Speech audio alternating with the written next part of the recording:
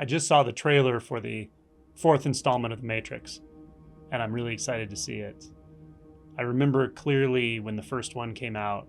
It was 1999, and the big shift for me was in 1997. And watching that movie, I remembered thinking, man, I wonder how many people really get this.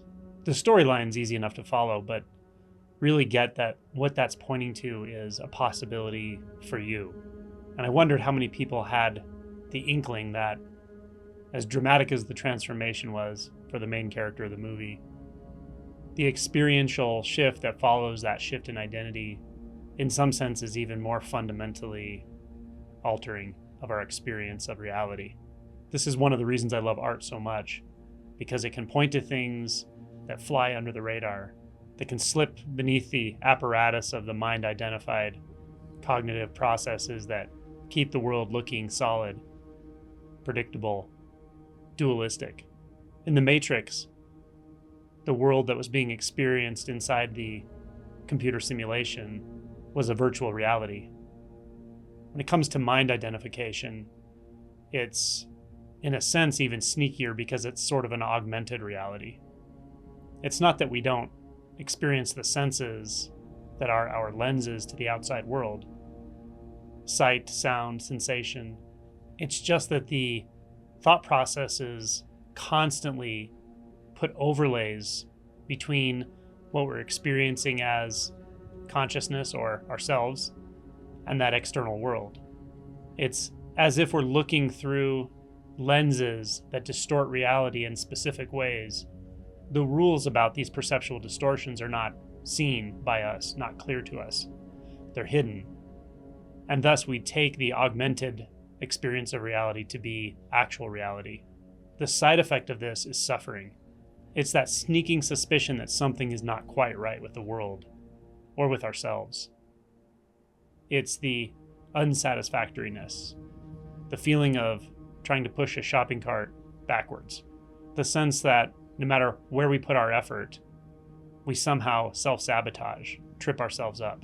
This is most apparent in thought, where as we introduce will into thought, as we try to use thought to solve the problem of the suffering that's caused by thought, we simply make the problem worse. We make the noose tighter. We paint ourselves into a corner by trying to think our way out of our own suffering. So what is the cumulative effect of the perceptual filters that construct the overlay, distorting the objective world, the world that we access through the senses? The effect of these perceptual filters is they make solidity appear where there is no solidity. They make form appear where there is no form.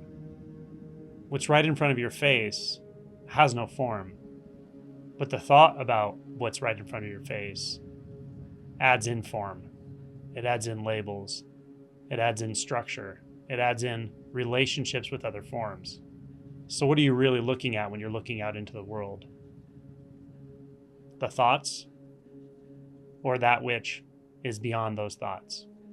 What are the senses like when we don't add solidity, when we don't add labels, when we don't add relationship, when we don't add dimension, when we don't add the illusions of time and space? What is that? Obviously, no thought answer is going to suffice, because a thought answer can only come out of the perceptual filters. A thought answer can only come out of the veil that's obscuring reality. That's the matrix. Reality just is. So how do we attune to what is real? Well, first of all, we notice what is unreal. And we notice it's constructed of thought. The belief that I have to react to experience. That's a thought. The belief that what's right in front of my face is solid. It has dimension. It has weight. Is an illusion. Then we solidify those illusions, those seeming structures, that seeming solidity, and all of those labels with purpose and meaning. We turn them into symbols. And then we navigate an internal world of symbols called thoughts, reflecting thoughts, reflecting thoughts. This is the house of mirrors of mind identification.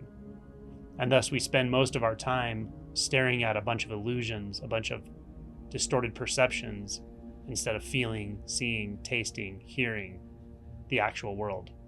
So how do you wake up from the matrix? You make a decision not to settle for any surrogates of reality, only unfiltered reality itself. When there's hearing, notice there is only sound. It has no labels, it has no location, it has no structure or dimension, and yet there is sound. It has no specific purpose or meaning or direction. It has no relationship with something called you. It's just sound. Sound doing the hearing, nothing more. When you feel sensation, notice there's no one feeling that sensation. There is only sensation. It's not contained by any thought, any image of a body or a space.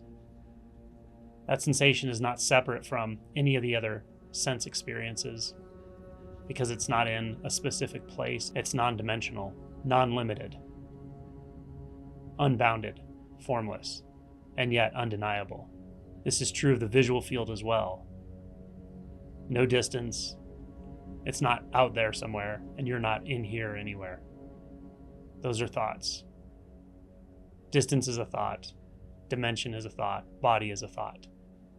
Those are the matrix. Those are the perceptual filters. So make a commitment not to believe any of the perceptual filters, no matter how comfortable they make you. That's what it means to swallow the red pill.